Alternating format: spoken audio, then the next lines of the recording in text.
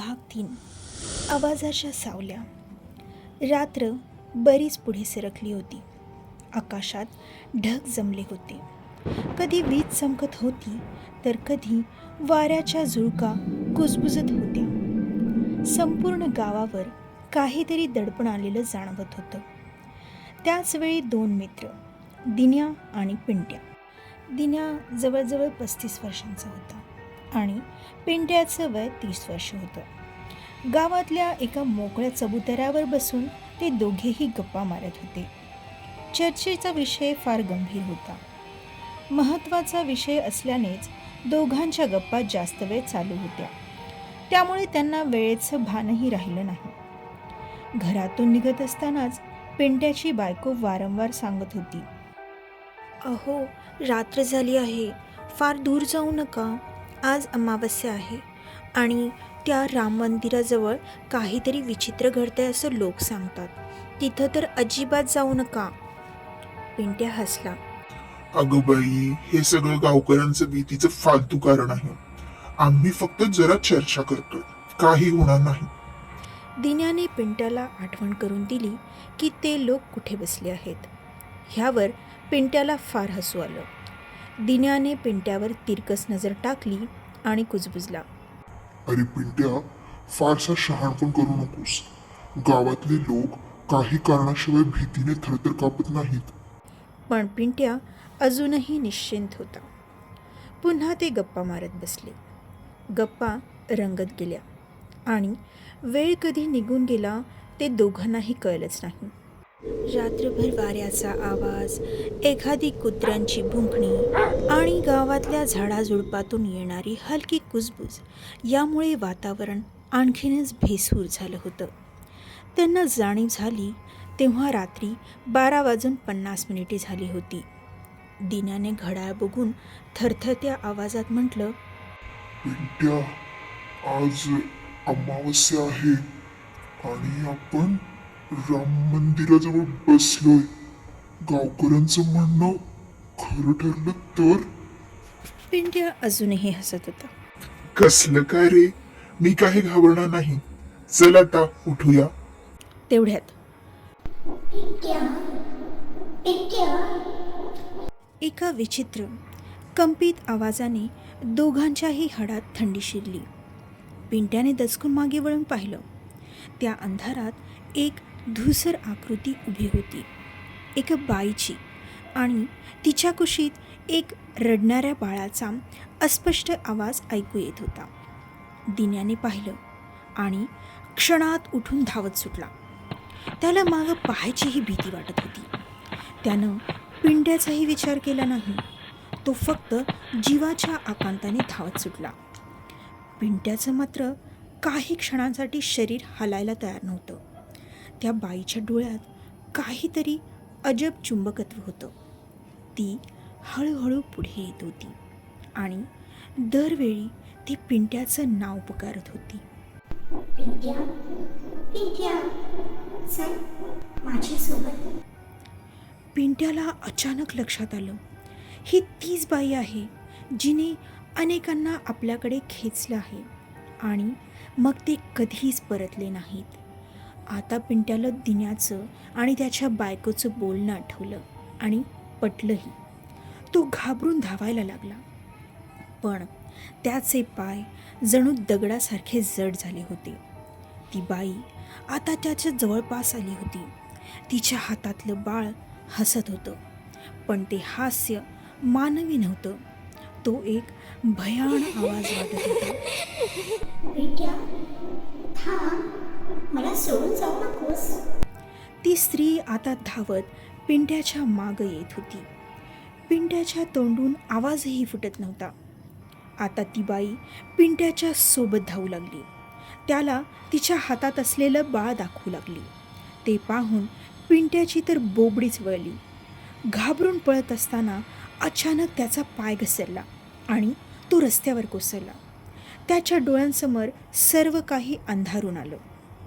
त्यानंतर काय झालं कोणाला काहीच पत्ता लागला नाही, कारण पिंट्यासोबत काय घडलं हे फक्त दिन्या आणि स्वतः पिंट्याला माहीत होतं. दिन्या आता पिंट्याच्या घरी पोहोचला होता. तो पूर्णपणे घामाने भिजलेला होता.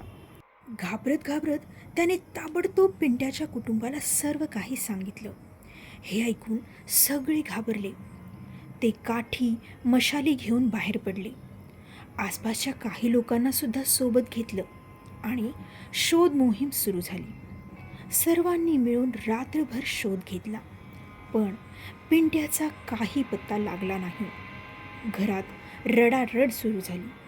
त्याच्यासोबत काय घडलं असेल ह्याचा विचार करूनच सगळ्यांची घाबरगुंडी उडाली. सर्वजण जागूनच होते. कुणाचाच डोळ्याला डोळा लागत नाही. आता सकाळचे 5 वाजत आले होते.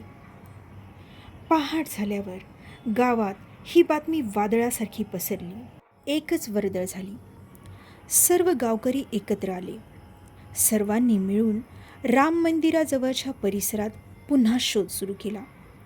तेव्हा मंदिराच्या मागच्या बाजूला एका वडाच्या झाडाखाली गवतामध्ये अर्धवट शुद्ध हरपलेल्या अवस्थेत पिंट्या सापडला. त्याचे कपडे फाटलेले होते, शरीरावर ओरखडे होते आणि चेहऱ्यावर भीतीच्या गडद छाया होत्या. सर्वांनी त्याला उचलून घरी आणलं. 2 दिवसांनी तो काहीसा सावरला. माझ्या मागं ती बाई सतत येत होती. पिंट्या कुजबुजला. तिचे डोळे, ते डोळे अजूनही माझ्या डोळ्यासमोर फिरतात. त्याने सांगितलं की ती बाई त्याला तिच्याकडे आकर्षित करत होती. त्याला तिच्या मागं चालायला भाग पाडत होती. ती जणू त्याचं भानच हरवत होती. मी वाचलो कारण फक्त दिन्या धावून गेल्याने मी थोडासा भानावर राहिलो. नाहीतर मी आज जिवंतही राहिलो नसतो, तो अश्रू ढाळत म्हणाला. सगळ्या गावकऱ्यांमध्ये एक भयाण कथा सांगितली जाते. ती बाई मुक्ता आणि तिचा नवरा गरीब शेतकरी होते. फार मोठं स्वप्न नव्हतं त्यांचं. फक्त एक छोटं कुटुंब सुखाने जगायचं. देवाच्या आशीर्वादाने त्यांच्या संसारात एक नन्हा जीव आला, छोटंसं बाळ. पण नशीब दगा देणारं ठरलं. एका रात्री मुक्ताचा नवरा अचानक आजारी पडला. गावात उपचार नव्हते, दवाखाना लांब होता. ती गोंधळली. रडत रडत बाळाला उराशी धरून मदतीसाठी बाहेर पडली. रात्रीचे 2 वाजत आले होते. अमावस्येची रात्र होती. कडाक्याचं वादळ होतं. ती धावत धावत राम मंदिराकडे आली, कारण गावकरी म्हणायचे तिथे जाऊन देवाकडे मागितलं तर चमत्कार घडतो. ती मंदिरासमोर पोहोचली, पण तिथे कोणीच नव्हतं. तिला वाटलं तिची कुणीच मदत करायला आले नाहीत. येणार तरी कसे? बाहेर वीज गडगडाटांसह जोरदार वादळ सुरू होतं. पण ती एक वेडी आशा घेऊन आली होती. तेवढ्यात जोरदार वीज चमकली आणि त्यावेळी ती एका मोठ्या झाडाखाली होती. विजेच्या आवाजाने ती घाबरली आणि पाय घसरल्यामुळे मुक्तासह तिचं लहान बाळ खाली पडलं. बाळाच्या डोक्याला जबर मार लागला. बाळ जोरजोरात रडू लागलं आणि थोड्याच वेळात त्याच जागी ते बाळ मरण पावलं. मुक्ता खूप ओरडली, खूप आक्रोश केला तिने, पण आता काहीच उपयोग नव्हता. तिचं तान्हं बाळ तिला कायमचं सोडून गेलं होतं. ती बाळाला उराशी धरून देवाकडे धावत गेली. तिला काहीच सुचत नव्हतं. मग मंदिराच्या मागे जिथे एक जुनी ओसाड जागा होती तिथं ती बसली.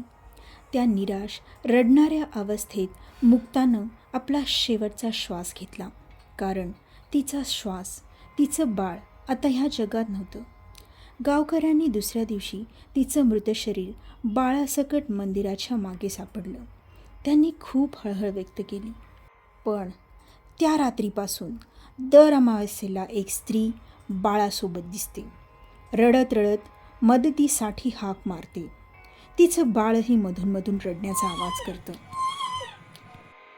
जो कोणी त्या आवाजाकडे किंवा त्या बाईकडे वळून पाहतो तो तिच्या दुःखात अडकतो. ती त्याला स्वतःकडे खेचते, जणू म्हणते, माझं बाळ.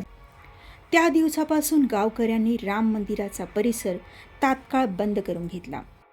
कसलंही कारण न देता तेथून लांब राहायचं ठरवलं. तेव्हापासून एक नियम बनला. राम मंदिराजवळ रात्री कुणीही जाणार नाही.